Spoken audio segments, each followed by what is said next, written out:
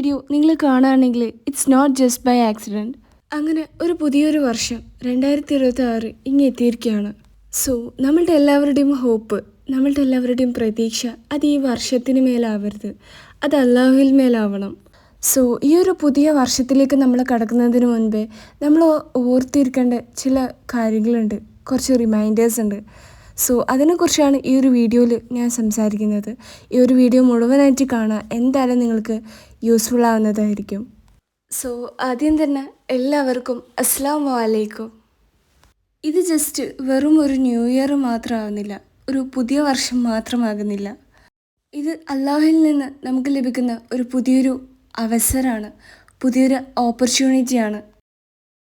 നമുക്ക് വീണ്ടും ചിരിക്കാനും വീണ്ടും വളരാനും വീണ്ടും അല്ലാഹുവിലേക്ക് ക്ലോസ് ആവാനും നല്ല കാര്യങ്ങൾ എക്സ്പീരിയൻസ് ചെയ്യാനും ഒക്കെ വേണ്ടിയിട്ടുള്ള ഒരു പുതിയൊരു ചാൻസാണ്.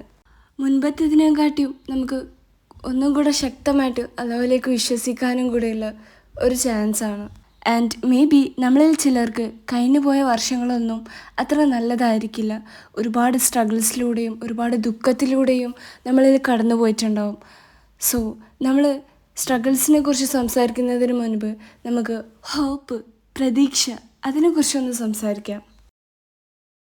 നമ്മൾ ചില കാര്യങ്ങളിൽ നമ്മൾ പ്രതീക്ഷ കൊടുക്കുമ്പോൾ അത് നമ്മൾ എല്ലാം പെർഫെക്റ്റായിട്ട് നടക്കണമെന്ന് നമ്മൾ ആഗ്രഹിക്കരുത്.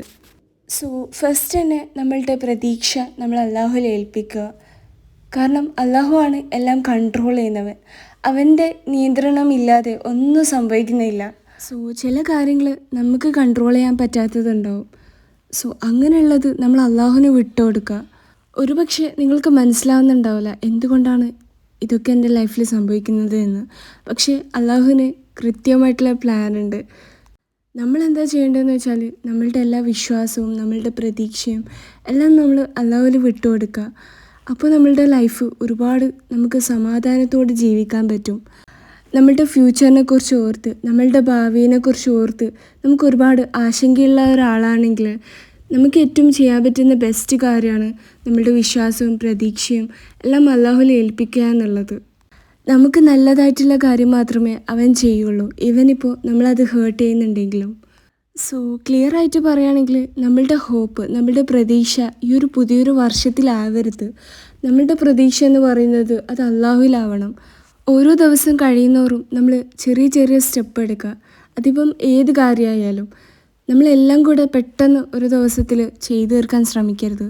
ആൻഡ് ഇനി എത്രയൊക്കെ വർഷങ്ങൾ കടന്നു പോയാലും നമ്മളുടെ അൾട്ടിമേറ്റ് ഗോൾ എന്ന് പറയുന്നത്, നമ്മളുടെ ലക്ഷ്യസ്ഥാനം എന്ന് പറയുന്നത് അത് ആഖിറമാണ്.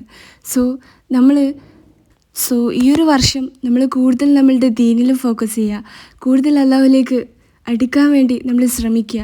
കാരണം എന്നാൽ മാത്രമേ നമുക്ക് ആ ഒരു ട്രൂ കണ്ടെൻറ്റ്മെൻറ്റ്, ആ ഒരു ട്രൂ സമാധാനം നമുക്ക് ലഭിക്കുകയുള്ളൂ. ഇത് നമ്മൾ എപ്പോൾ തിരിച്ചറിയുന്നുവോ അപ്പോൾ മാത്രമേ നമുക്ക് ആ ഒരു സമാധാനവും ആ ചെറിയ സന്തോഷവും ഒക്കെ കടന്നു വരുള്ളൂ. ചിലപ്പോൾ നമുക്ക് ഒരുപാട് ഓർമ്മകളുണ്ടാവും കഴിഞ്ഞ വർഷത്തിൽ. നമ്മൾ സ്നേഹിച്ച മനുഷ്യർ, നമ്മൾക്ക് നഷ്ടപ്പെട്ട ചില ആൾക്കാർ, ഈ ഒരു ലോകത്തു നിന്ന് വിട്ടുപോയ ചില ആൾക്കാർ, ഓരോ സാഹചര്യത്തിലും നമ്മൾ പഠിച്ച പാഠങ്ങൾ.